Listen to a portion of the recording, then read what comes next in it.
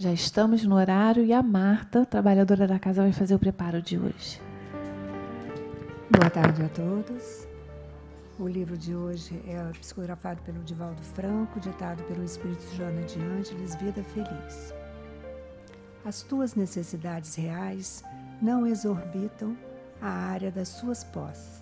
Cada criatura nasce e renasce dentro do esquema que lhes faculta as melhores possibilidades para ser feliz.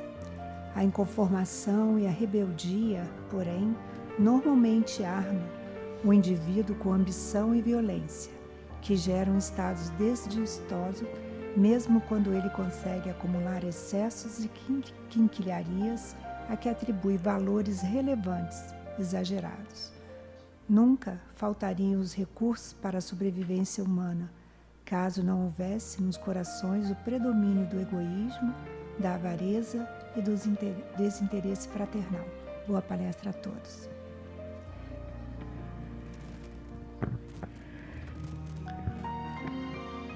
Agradecemos, Senhor, a Tua presença entre nós. Que Tua luz possa fazer brilhar o nosso coração, a nossa consciência. Que possamos ouvir com carinho as palavras, os estudos que o Ricardo vai dividir com a gente. Que Joana possa envolvê-lo e que a gente possa ser tocado pelos estudos da tarde de hoje. Agradecemos aos nossos mentores e à nossa veneranda por nos iluminar nesta tarde, por abrir a porta de sua casa e permitir que cada um de nós possa receber todo esse amor, todas essas bênçãos. Obrigado, Senhor.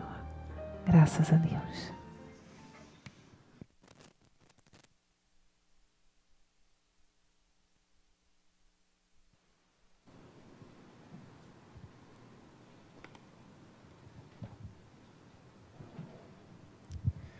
Tudo bom, gente? Muita gente de quinta-feira, dos cursos. Estou com saudade de vocês, né? Agora com esse negócio sem curso, a gente só se vê em palestra pública mesmo. Mas é sempre bom voltar aqui. É uma pena que as palestras de dezembro, que são tão importantes da nossa casa, que falam dessa obra-prima, que é o Boa Nova, do Espírito Humberto de Campos, psicografia de Chico Xavier, é um mês tão importante para nós, mas a gente vê já um movimento mais vazio na casa, o pessoal já saindo de férias, passeando, enfim. Eu queria ver essa casa sempre cheia quando a gente vai falar de Jesus, que é o tema da nossa palestra de hoje, principalmente porque fala do capítulo Bom Ânimo. E não é bom ânimo porque está acabando o ano de 2018 foi um ano difícil e tal, e 2019 está chegando, e a gente tem que estar animado porque 2019 está chegando, então a gente tem que se apoiar em alguma coisa. Não, é muito mais profundo do que isso. Tá?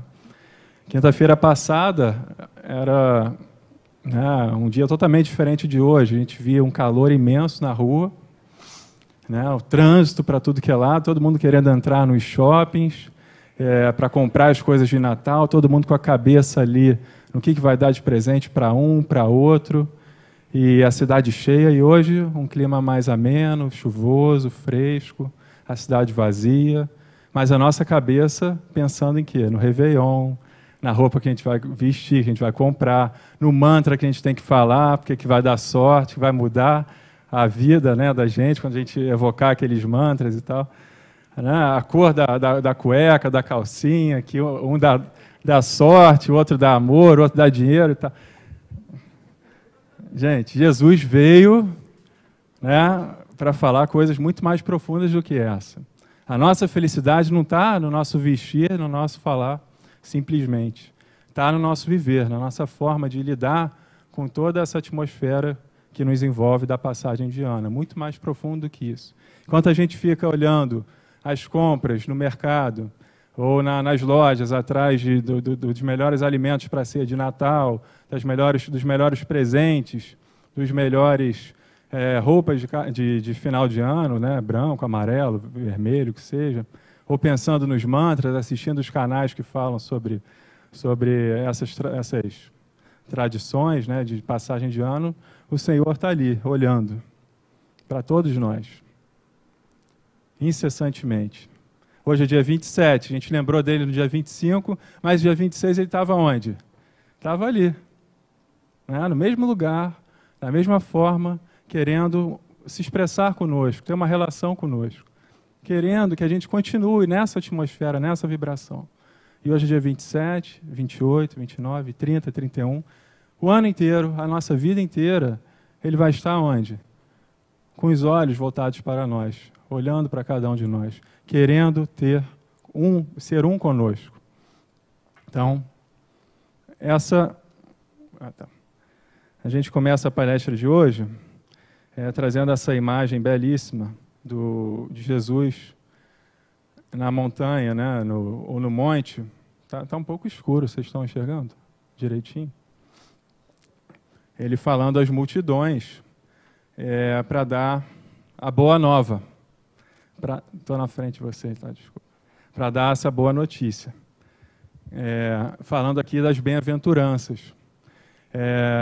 Então, gente, e aqui, quem é esse público que está aqui assistindo? Tem várias pessoas aqui, diversas. Os próprios apóstolos, romanos, fariseus, saduceus, mulheres, crianças, tem animais aqui, tem soldados romanos abraçados assistindo o Senhor falar. Então, quer dizer, a mensagem dele é para quem? Para todos nós.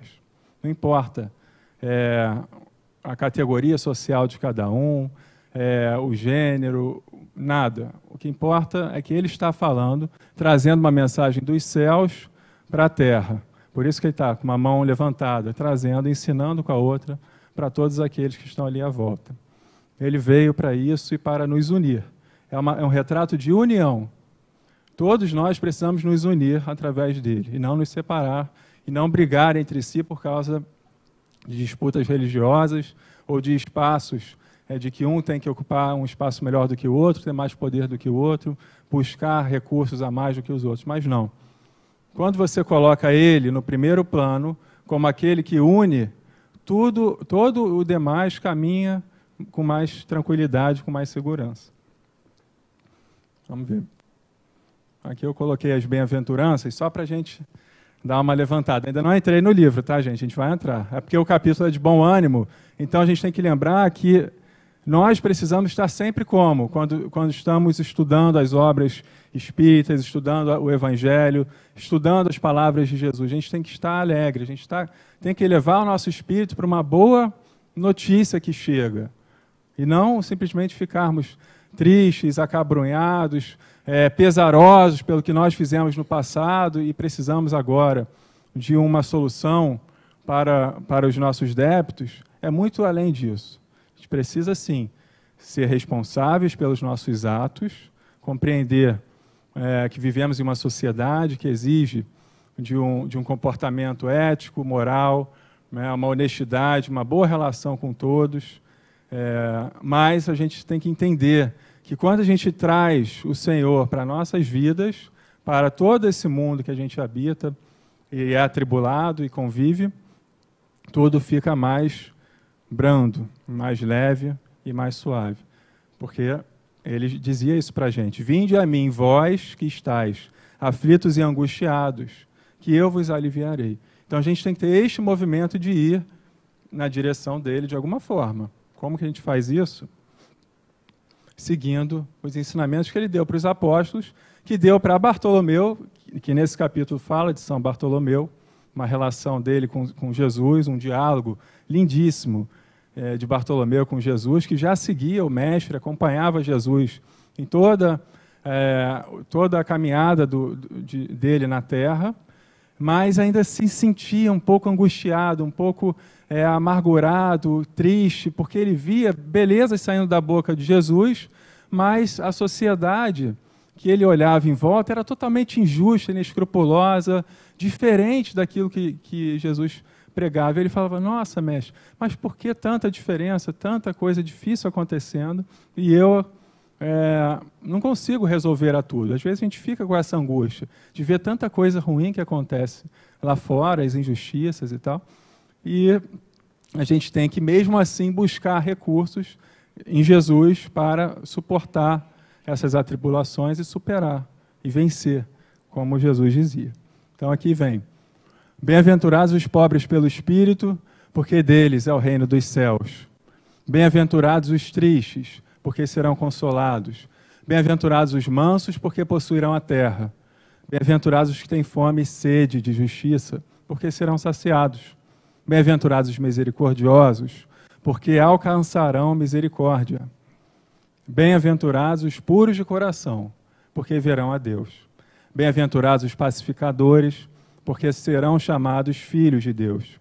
E bem-aventurados os que sofrem perseguição, por causa da justiça, porque deles é o reino dos céus. Então Jesus ficou 40 dias, 40 noites meditando no deserto para voltar e pronunciar esse hino para todos nós, que é um hino cristão, que a gente tem que ler isso aqui todos os dias, se a gente puder, para não nos permitirmos ficar desanimados diante da vida e de tudo que pode acontecer conosco, porque Ele soube sofrer, Ele passou pelo sofrimento, Ele se entregou por todos nós, Ele deu a própria vida e foi até o final. E nós que somos seguidores de Jesus, mesmo 2000 anos depois, dentro da nossa doutrina espírita, que é uma doutrina cristã primordialmente, nós temos que saber que a renúncia faz parte da nossa trajetória, como grandes almas elevadas que passaram aqui na Terra, como o Chico Xavier, como o nosso querido Divaldo, a Madre Teresa de Calcutá, tantas outras pessoas, o Gandhi, que eram verdadeiras pessoas que se renunciavam a qualquer prazer do mundo, a qualquer tipo de sofrimento que podia vir, de dificuldade, de problemas, eles estavam ali, renunciando a tudo e a todos em prol de uma única verdade, que a verdade é única, é a verdade que o Cristo nos traz. E aqui o olhar dele, não sei se dá para reparar para vocês, mas ele está com um olho misericordioso e um olho justo. Muitas das expressões antigas retratavam Jesus com dois olhares simultâneos, o da justiça e o da misericórdia. Porque nele há justiça e misericórdia simultaneamente, em todas as ações dele. Ele levantava, às vezes, uma sobrancelha assim, e o outro olhar ficava sereno, representando justiça e misericórdia. Havia essas representações na antiguidade.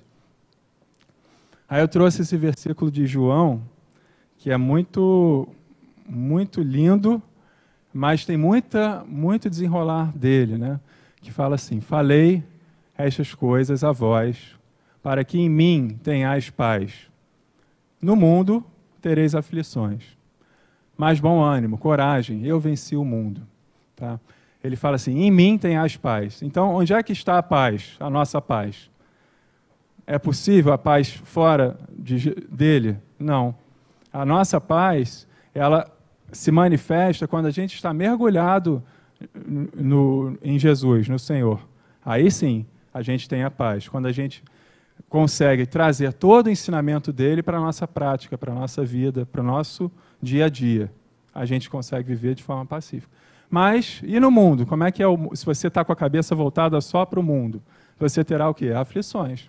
Porque a gente fica angustiado, a gente fica no dilema de Bartolomeu, a gente fica em crise, olha para o mundo e vê atrocidades, não entende como que Deus pode estar presente ali naqueles momentos de tanto sofrimento que acontece com crianças, com adultos, né, com miseráveis, com doentes e tal. Então, quer dizer, há algo que a gente precisa amadurecer em nós para entender isso, né? O mundo vai sempre apresentar esse tipo de situações para nós. E nós temos que ter o quê? Bom ânimo, coragem. Para quê? Para vencer o mundo. Porque ele diz, eu venci o mundo. Jesus venceu o mundo. Mas quando você vai mergulhar... Porque eu fui olhar esse versículo em algumas bíblias e evangelhos e tal. E você vê duas traduções. Uma dizendo bom ânimo e a outra dizendo coragem. Aí eu botei as duas aqui. Eu vi que quando é bom ânimo, é porque vem lá do latim. É uma tradução do latim para o português. E coragem é quando você traduz do grego para o português. Mas a palavra original mesmo, essa tarseité, que é uma palavra grega, ela vem do sânscrito, darshan, que quer dizer ver a Deus. Olha só. Então, os gregos com uso foram dizendo coragem. Coragem, veja, né? Veja Deus, tenha coragem. Isso era o significado dessa coragem aqui, deste bom ânimo. Bom ânimo para os latinos, essa palavra ânimo veio de ânima, alma, né? São coisas da alma que a gente traz. Então a gente tem que ter ânimo. Então para você enfrentar toda essa dualidade que existe no mundo, as diferenças que a gente observa, a gente precisa de coragem, ou seja, de ter um olhar divino, um olhar para ver Deus nas coisas, nas diferenças. Esse que é o nosso grande desafio, para entender que Ele, além de ser um ser que transcende a todos nós, que cria a todos nós, Ele é o Criador de tudo, de todos, Ele permeia entre nós, Ele está imanente em nós, Ele está aqui, agora, entre cada um de nós. Então, quando nós esquecemos dEle, por algum motivo, quando a gente se debruça no mundo, né, nos mantras para o Réveillon, nas roupas, nos alimentos do Natal, no que seja, e por algum motivo a gente esquece dele, ele está ali, ele continua. Então, quando ele aparece para nós? Quando que a gente sente a presença dele? Quando nós nos conectamos. Então, nós temos que ir na direção do Senhor para ter esse contato com Ele. Aqui vem o texto, gente, lá do Boa Nova. Recomendo que todos leiam esse livro, que vale muito, muito a pena. Maravilhoso. Cada capítulo é assim, um ensinamento novo para cada um de nós. É impressionante. Eu peguei alguns trechos e fui colocando, a gente vai conversando um pouquinho. Então, o apóstolo Bartolomeu, ele foi um dos mais dedicados discípulos do Cristo, desde os primeiros tempos de suas pregações junto ao Tiberíades. Todas as suas possibilidades eram empregadas em acompanhar o mestre na sua tarefa divina. Então, quer dizer, ele estava ali, dedicado, acompanhando Jesus. O que Jesus ia fazer? Ele ia atrás para aprender alguma coisa. Era um apóstolo dedicado, se esforçando mesmo. Mas Bartolomeu era triste e, vezes inúmeras, o Senhor o surpreendia em meditações profundas e dolorosas. Ele olhava para Bartolomeu e via que Bartolomeu estava ali desanimado, melancólico, sentindo alguma coisa de diferente. Aqui é o São Bartolomeu, representação aqui da igreja. E um dia ele timidamente resolveu falar com Jesus, né, abriu seu coração. Mestre, não saberia nunca explicar-vos o porquê das minhas tristezas angustiosas. Só sei dizer que o vosso evangelho me enche de esperanças para o reino de luz, que nos espera os corações, além nas alturas. Quando esclarecestes que o vosso reino não é deste mundo, experimentei uma nova coragem para atravessar as misérias no caminho da terra, pois aqui o selo do mal parece obscurecer as coisas mais puras. Esse é o pensamento de Bartolomeu naquela época. Ele ainda estava aprendendo, né? Bartolomeu depois ele se iluminou e virou assim, um santo que realmente justificava o título de santo, realizava milagres, ajudava da melhor forma possível e pregou muito depois que Jesus retornou, partiu na Índia e em outros lugares. Mas foi também martirizado de uma maneira muito trágica. Bartolomeu, segundo dizem, foi esfolado vivo, né? Retiraram toda a pele do corpo de Bartolomeu com ele vivo e depois, não satisfeitos, cortaram a sua cabeça para ele, né? Mas ele estava ali já numa outra mente, uma mente totalmente transformada e mergulhada nos ensinamentos de Jesus. Então, São Bartolomeu. Tem, inclusive, o Evangelho de Bartolomeu, que é um escrito apócrifo, que ele escreveu, fantástico, maravilhoso, eu busquei um pouquinho para ler, e recomendo que vocês leiam também, o Evangelho de Bartolomeu, porque Bartolomeu ele tinha uma clarividência muito grande. Depois disso aqui tudo, desse aprendizado, ele teve uma outra visão sobre as coisas, ele começou a enxergar, né, como Jesus disse, veja a Deus. Então, ele via, por exemplo, Jesus na cruz, ele viu anjos descendo do céu, dando de beber a Jesus, ajudando ele, né, naquele momento de suplício. Ele viu o chão se abrindo e Jesus mergulhando para ir no Hades, né, no inferno, encontrar lá e resgatar, ajudar o Judas e os outros seres endemoniados que ali viviam. Ele teve essa clarividência do mundo espiritual sobre tudo o que aconteceu E no evangelho dele, há esse diálogo de Jesus falando essas coisas. E também há um diálogo dele com Maria, em que ele pergunta para Maria, Maria, como foi o parto? Como é que houve? Como você conseguiu esse momento de ser mãe de Jesus? Me explica isso, não sei o quê. Aí é espetacular você ler Maria falar assim para todos os apóstolos, né? Não só para Bartolomeu, mas para Pedro, para André, para os outros que estavam lá em volta deles. Mas isso é outro assunto, não é para a palestra de hoje. Então, experimentei uma nova coragem. Já li isso tudo, gente? Não, tá. Aqui. Quando esclareceis que o vosso reino é deste mundo, experimentei uma nova coragem para atravessar as misérias no caminho da terra, pois aqui o selo do mal parece obscurecer as coisas mais puras. Por toda parte é o triunfo do crime, o jogo das ambições, a colheita dos desenganos.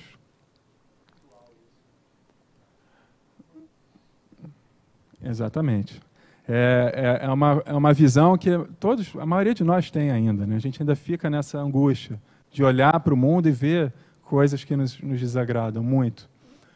E a voz do apóstolo se tornara quase abafada pelas lágrimas. Todavia, Jesus fitou brandamente e lhe falou com serenidade. A nossa doutrina, entretanto, Bartolomeu, é a do Evangelho, da Boa Nova. E já viste uma boa notícia não produzir alegria? Fazes bem, conservando a tua esperança em face dos novos ensinamentos. Ou seja, Bartolomeu, ele meditava sobre os ensinamentos de Jesus. Mas não quero senão acender o bom ânimo no espírito dos meus discípulos. O Evangelho terá de florescer primeiramente na alma das criaturas, antes de frutificar para o espírito dos povos. Então, Bartolomeu, ouvindo isso, ele falou, não, o reino dos céus está próximo, está dentro de mim. Ele que precisa se frutificar, se manifestar, para que aí sim eu possa, lá na frente, fazer as pregações e as prédicas que Jesus nos ensinou. Então, é um processo meu, Bartolomeu, né? No entanto, venho de meu Pai, cheio de fortaleza e confiança, e a minha mensagem há de proporcionar grande júbilo a quantos a receberem de coração. Então, a mensagem de Jesus, diretamente do Pai, e é para nós recebermos ela através do coração, não através só da mente. Ler as obras de uma maneira intelectual, inteligente, erudita, é importante, mas se nosso coração não se abrir para o que está sendo lido e falado, não há nenhum significado naquilo, é somente uma contemplação de uma obra. Mas quando a gente verdadeiramente se abre e medita sobre aquilo e ora sobre o que está escrito ali e passa a vivenciar, é que você recebeu de coração. A gente precisa, sempre que a gente for ler qualquer obra espírita, a Bíblia, o Evangelho, o que for, corações abertos. É um momento solene. A gente precisa preparar para isso verdadeiramente, né? Criar uma ambiência para isso, e ler o texto, meditar sobre ele e ali extrair, sim, todo o conteúdo profundo e iluminador, se a gente pode dizer dessa forma.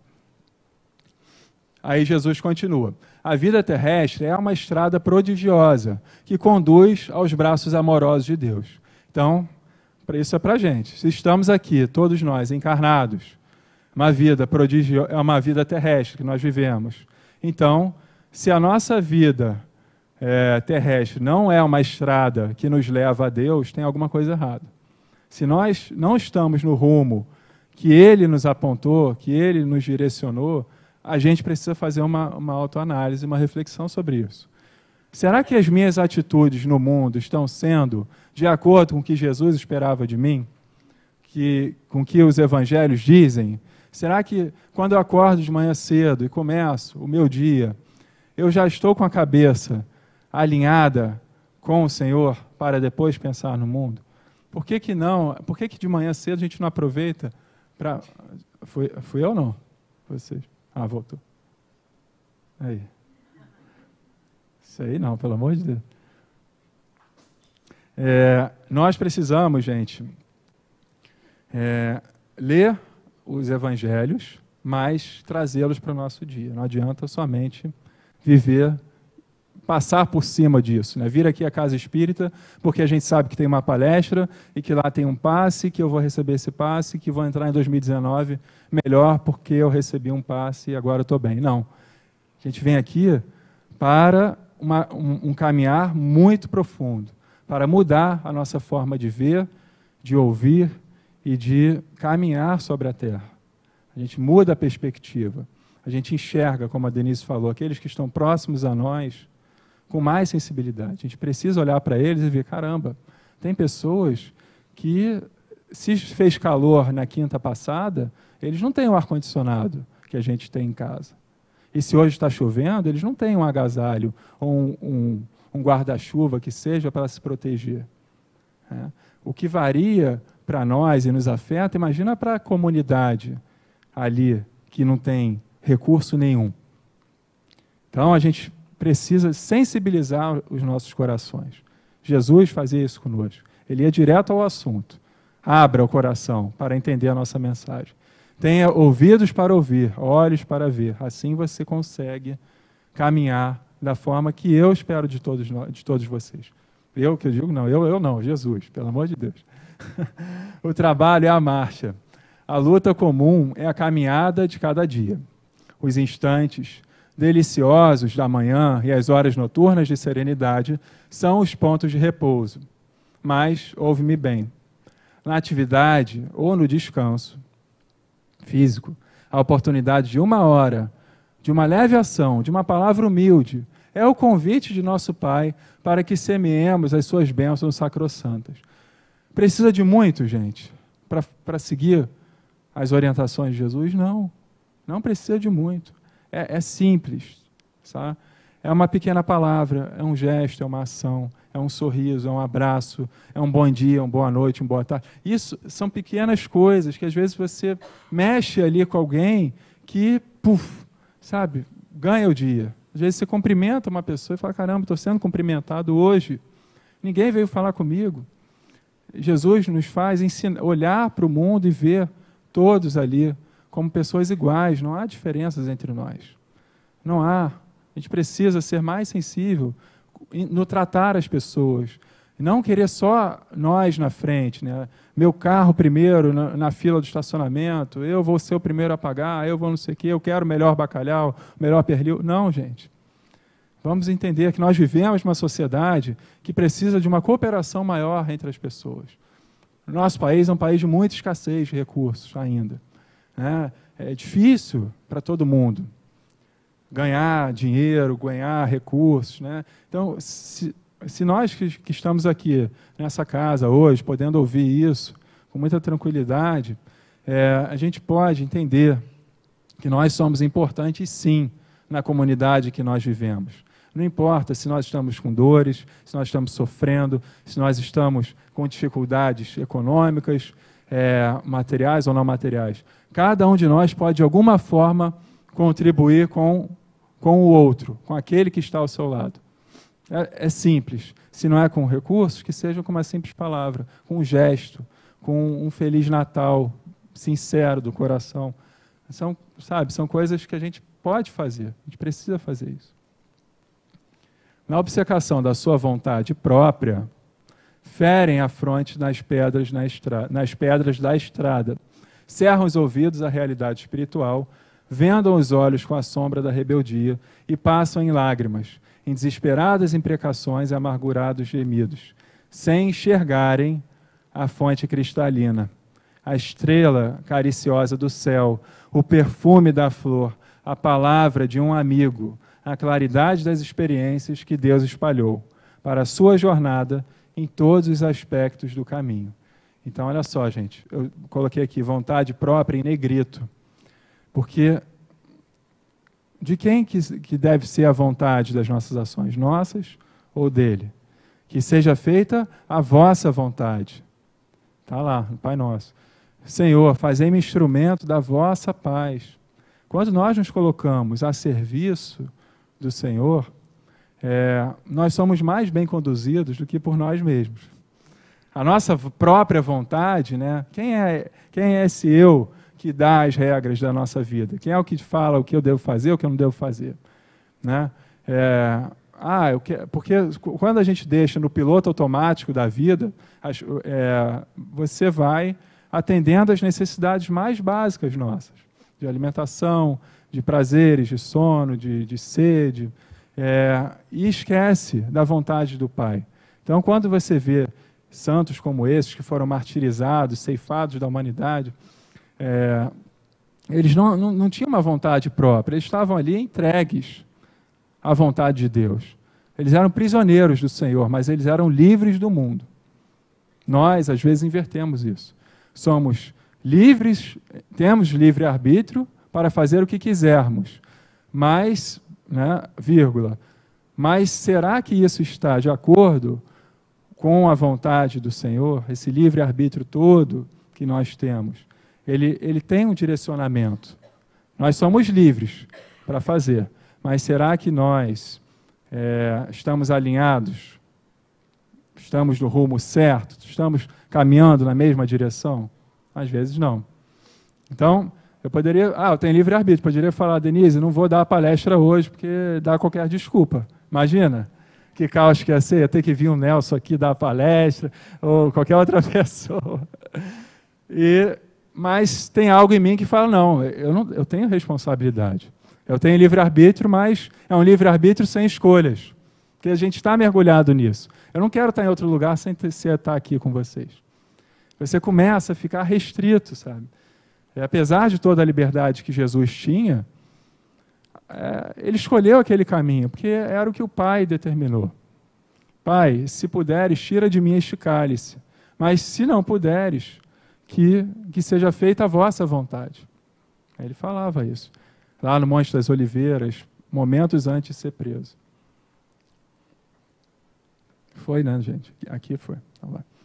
Houve um pequeno intervalo nas considerações afetuosas, depois do que, sem mesmo perceber inteiramente o alcance de suas palavras, Bartolomeu interrogou: Mestre, os vossos esclarecimentos dissipam os meus pesares, mas o Evangelho exige de nós a fortaleza permanente? A resposta de Jesus: a verdade não exige, transforma. O Evangelho não poderia reclamar estados especiais de seus discípulos. Porém, é preciso considerar que a alegria, a coragem e a esperança devem ser traços constantes da sua atividade em cada dia. Então, recapitulem as atividades do dia de vocês. Tem alegria, coragem e esperança? Se está com esses três, alegria, coragem e esperança, unidos, em uníssono, né, de uma única forma, e formando ali a atividade de vocês estão no caminho. Agora, se há um desânimo, há um medo de seguir, há uma desesperança, reflita, será que é por aqui mesmo? Mas quem é que me dá a coragem, a alegria e a esperança? É Ele, é o próprio Senhor. Então, se para todas as nossas atividades do mundo, já que o mundo é atribulado mesmo, a gente sabe que tem dificuldades, tem vicissitudes, é um mundo difícil de lidar, realmente, para quem está encarnado, a gente precisa dessa tríade, alegria, coragem e esperança, para caminhar de uma forma mais segura, mais branda e de acordo com o que Ele espera de nós. Por que nos firmarmos no pesadelo de uma hora, se conhecemos a realidade gloriosa da eternidade com o nosso Pai? Somos seres eternos, gente. Nós somos espíritos eternos. Uma hora de dificuldades, um mês, um ano, como deve ter sido 2018 para muitos, um ano de dificuldade, ou 2019 que vai chegar, que há uma expectativa de melhoras e tal. Isso não é nada perto da eternidade que nós somos. Nós desejamos muito um futuro melhor. A gente lê várias obras falando sobre isso. Mas poucos são aqueles que pensam em uma eternidade melhor, né? Uma eternidade verdadeiramente cristã e alinhada com os pensamentos de Deus. A gente discute aqui o que é um futuro de sucesso. É eu ter uma família próspera, ter recursos, ter um bom emprego, uma boa saúde, uma boa alimentação, um bom apartamento. Isso é um sucesso? Ou quando você vê um Bartolomeu ser esfolado, ele estava pensando que ele fracassou no mundo. Ou quando João, Maria e Maria de Magdala olhavam para Jesus crucificado ali aos pés da cruz, elas enxergavam algum fracasso ali? É óbvio que não. Eles sabiam que aquilo ali é a eternidade, né, próspera, é a eternidade bem-sucedida. É um virar de páginas. Apesar de toda a desgraça aparente, nós, espíritos, cristãos e espíritas que somos, temos que ter essa visão de que podemos superar qualquer desavença, qualquer problema que apareça na nossa frente, qualquer um, pois somos eternos, tudo passa. O dia de calor de quinta passada e o trânsito, para um dia ameno, chuvoso e com menos carros na rua de hoje, né? Então, as coisas são cíclicas, são passageiras. Horas a gente está com mais saúde, hora com menos saúde. O que não muda nessa história toda? É a nossa relação com Deus. Essa relação com Deus, ela é permanente. Você é encarnado, desencarnado, idoso, jovem, criança, neném, recém-nascido, na beira de um leito, fora de um leito, não importa. Em qualquer momento você pode trazer o Senhor para nossas vidas. E quando os negócios do mundo nos são adversos, perguntou Bartolomeu, e quando tudo parece em luta contra nós, perguntou o pescador, de olhar inquieto. Aí Jesus lança uma pedrada em Bartolomeu. Qual é o melhor negócio do mundo, Bartolomeu? Qual é o melhor negócio do mundo? É uma pergunta para a gente responder. Imagina Jesus diante de você e falar, qual é o melhor negócio do mundo? Fala aí. Né? Difícil. Será que a gente vai voltar e pensar, não, eu queria ter isso, ter aquilo, fazer não sei o que lá? Então, Jesus, quando pergunta assim para Bartolomeu é invadido por essa pergunta e precisa refletir rapidamente sobre isso. Aí olha o que Jesus coloca. Será a aventura que se efetua a peso de ouro? Muitas vezes amordaçando-se o coração e a consciência para aumentar as preocupações da vida material? Ou seja, você vai se aventurar a buscar o peso de ouro, né, e esquecer, amordaçar a sua consciência, o seu coração em troca disso? Ou outro caminho? Esse é um caminho. Ou qual é o outro? A iluminação definitiva da alma de Deus, da alma para Deus, que se realiza tão só pela boa vontade do homem, que deseja marchar para o seu amor, por entre as luzes do caminho. É uma escolha. A gente precisa. A gente consegue andar dos dois lados, caminhar um pé de cada lado? É difícil. Não é fácil, não. Mas tem uma hora que a gente precisa escolher verdadeiramente, como Bartolomeu escolheu, e como tantos outros escolheram. Não será a diversidade dos negócios, do mundo, um convite amigo para a criatura semear com mais amor? Um apelo indireto que arranque as ilusões da terra para as verdades do reino dos céus, do reino de Deus? Então, ou seja, será que a diversidade dos negócios não é uma desculpa que eu dou, que eu preciso resolver isso e aquilo, outro, para conseguir depois dizer que estava muito ocupado porque eu precisava de mais recursos e tal, e não consegui seguir no caminho que o Senhor me apontou? A gente pode dar essa desculpa, mas Jesus vê, Ele está lá, Ele sabe como é que a gente pensa e faz e age no mundo. Ele nos observa, Ele conhece cada um de nós. Os vícios e hábitos, aqui eu trouxe de uma pessoa que optou em seguir a iluminação, Francisco de Assis. Trouxe do livro Francisco de Assis, de João Nunes Maia, pelo Espírito Miramês. Um trechozinho de Francisco falando com a sua mãe e com os seus amigos de Assis. Nessa época ele já pregava, ele já caminhava pelas ruas e tal. E a mãe, quando encontrou ele, falou, meu filho, volta para casa, estamos com muita saudade de você e não sei o quê. E ele dá a seguinte resposta para a mãe. Os vícios e hábitos criados pelos homens enlouqueceram os próprios homens. Estamos afastados há muito tempo da reta conduta, do reto pensamento e do reto dever, da reta palavra, da reta ação e da reta harmonia, aquela que nos faz conhecer a harmonia espiritual.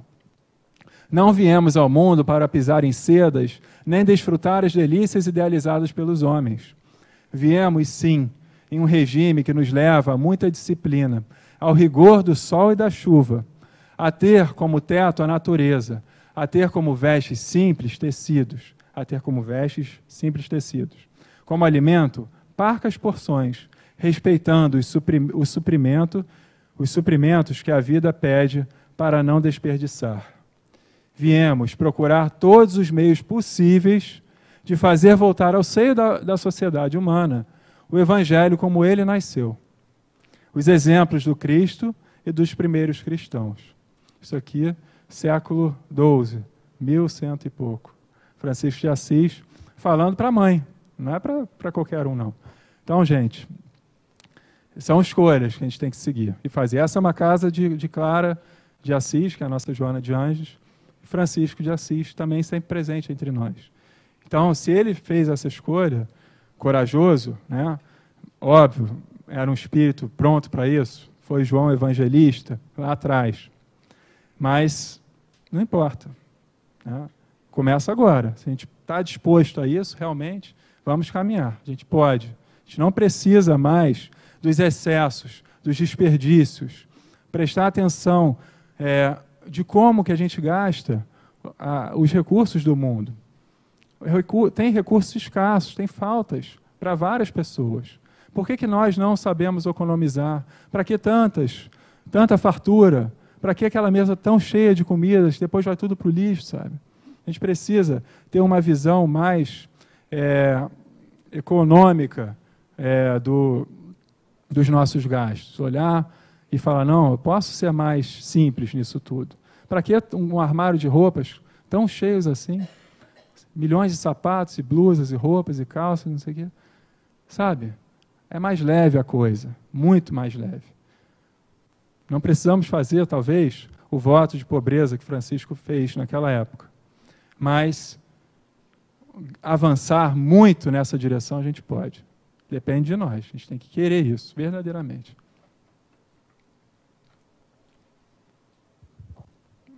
Voltando para o texto. Mestre, não será justificável a tristeza quando perdemos um ente amado? É uma boa questão. É Jesus. Mas quem está perdido se Deus é o Pai de todos nós? Se os que estão sepultados no lodo dos crimes hão de vislumbrar um dia a alvorada da redenção, ou seja, olha como Jesus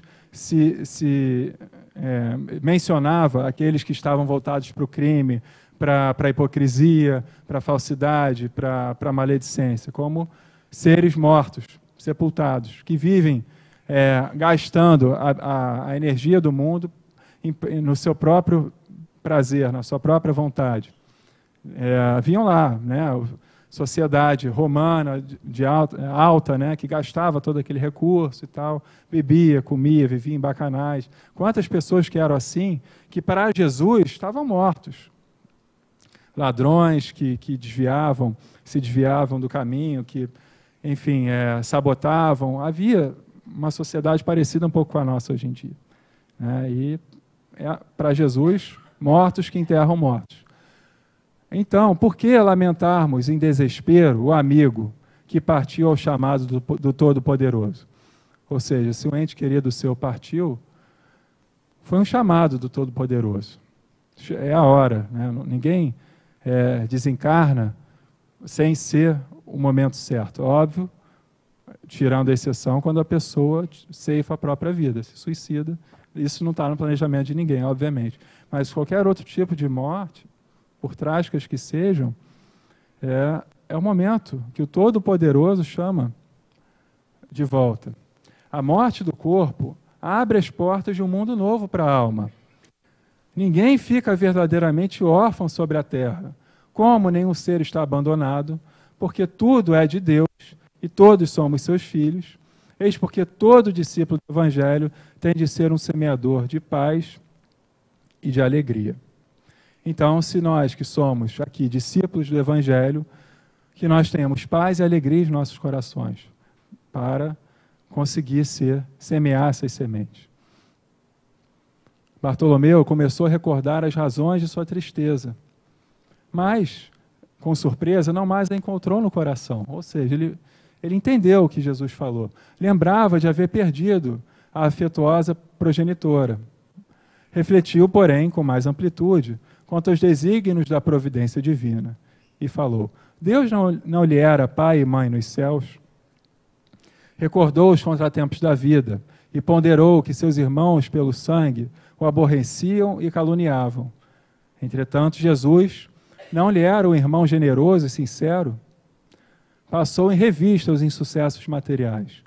Contudo, que eram as suas pescarias, ou a avareza dos negociantes de Betsaida ou de Cafarnaum, comparados à luz do reino de Deus, que ele trabalhava por edificar no coração. Ou seja, Bartolomeu, diante de todas as dificuldades do mundo, as perdas, os impropérios, a vilania, a esperteza, ele conseguia lembrar do Senhor nas piores horas, quando perdeu a mãe, quando tinham desavenças com os irmãos, ele começava a ver ali que Deus era muito maior do que isso, era incomparável, sabe? Em todos os recursos. Olha lá, como é que você vai comparar os pescadores, negociantes, a avareza dos pescadores, comparados à luz do reino de Deus? Quando a gente começa a ter essa visão, a gente está se iluminando. Acabou. É o último slide, o próximo é o último, juro, vai acabar. Bom, esse é o último, sério. No sábado seguinte, o mestre demandou as margens do lago de Genezaré, cercado de seus numerosos seguidores. Ali aglomeravam-se homens e mulheres do povo, judeus e funcionários de Antipas, a par de grande número de soldados romanos. Jesus começou a pregar a boa nova e, a certa altura, contou, conforme a narrativa de Mateus, que o reino dos céus é semelhante a um tesouro, que, oculto num campo, foi achado e escondido por um homem que, movido de gozo, vendeu tudo o que possuía e comprou aquele campo. Que o pescador humilde compreendeu a delicada alusão do ensinamento, experimentando a alma leve e satisfeita, depois de haver alijado todas as vaidades que ainda se não desfizera, para adquirir o tesouro divino no campo infinito da vida. Então, depois desse ensinamento, Bartolomeu mudou completamente a forma dele enxergar o mundo. Ele passou a ter aquela coragem, darshan em sânscrito, o bom ânimo. Ele via Deus no verso, ele via um no verso. Ele conseguia ver que todos nós somos um com ele. Então, que nós aqui, né, trazendo para o nosso dia a dia, nós possamos ter esse olhar misericordioso e justo ao mesmo tempo. Entender a mensagem que Jesus nos ensinou e saber que ela é possível, sim.